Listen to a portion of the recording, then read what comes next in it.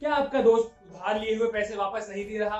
तो क्या आप जानते हैं आप उससे अगेंस्ट कोर्ट में केस भी कर सकते हैं? क्या आप जानते हैं पतंग उड़ाना टोटली इलीगल है इंडिया में? क्या आप जानते हैं अनमैरिड कपल्स एक साथ होटल्स में स्टे कर सकते हैं या फिर नहीं? तो आज हम ऐसे ही कुछ लॉज के बारे में बात करने जा रहे हैं जो आप सभी को पता ही होने चाहिए, लेकिन इनमें कुछ लॉज तो ऐसे हैं जो आपको सुनने में बहुत अजीब लगेंगे। तो बने रहिए वीडियो के एंड तक। तो चलिए शुरू करते हैं। फर्स्ट है, अनमैरिड कपल्स एक साथ होटल्स में स्टे कर सकते हैं।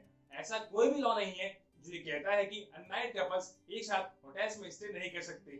होटल एसोसिएशन ऑफ इंडिया के अकॉर्डिंग ऐसा कोई भी लॉ नहीं है जो ये कहता है कि दोनों ही कपल्स एक साथ होटल्स में स्टे नहीं कर सकते, प्रोवाइडेड दोनों की एज 18 प्लस होनी चाहिए एंड दोनों को अपना आईडी प्रूफ सबमिट करना होता है। क्या आप जानते हैं गवर्नमेंट आपसे आपका घर कभी भी ले सकती है?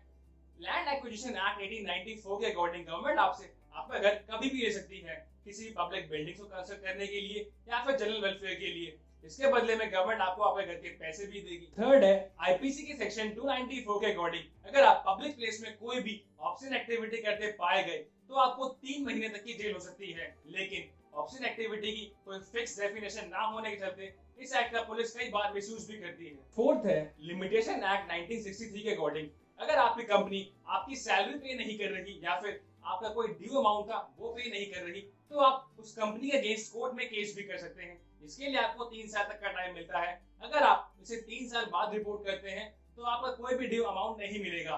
साथ ही इस एक्ट के अकॉर्डिंग अगर आपके किसी भी दोस्त ने आपसे उधार पैसे लिए थे लेकिन अब वो पैसे वापस नहीं दे रहा तो आप उस पर्सन अगेंस्ट भी कोर्ट में केस कर सकते हैं। इसके लिए आपको 3 साल तक का टाइम मिलता है। फिफ्थ है, कोई भी कपल शादी के 1 साल तक डिवोर्स फाइल नहीं कर सकता।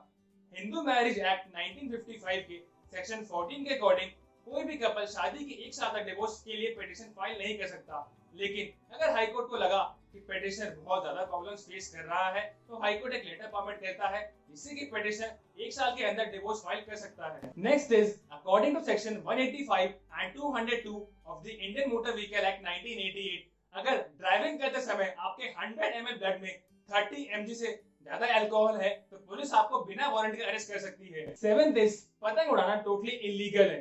अकॉर्डिंग टू एयरक्राफ्ट एक्ट 1934 आप बिना परमिशन के पतंग नहीं उड़ा सकते। आपको यही सेम परमिशन चाहिए होती है प्लेन उड़ाने के लिए भी।